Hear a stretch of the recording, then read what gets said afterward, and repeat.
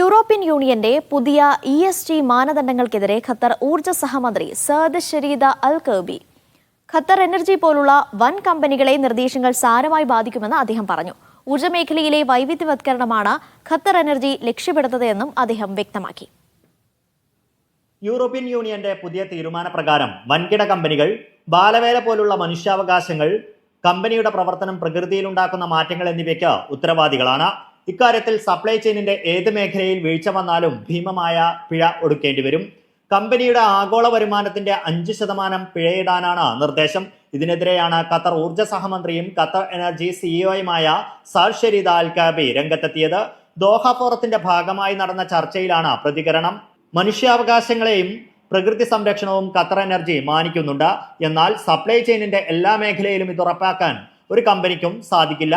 ഇത്തരം നിർദ്ദേശങ്ങളിലൂടെ ഖത്തർ എനർജിയുടെ LNG ആവശ്യമില്ല എന്നാണോ ഉദ്ദേശിക്കുന്നതെന്നും അദ്ദേഹം യൂറോപ്യൻ യൂണിയനോട് ചോദിച്ചു.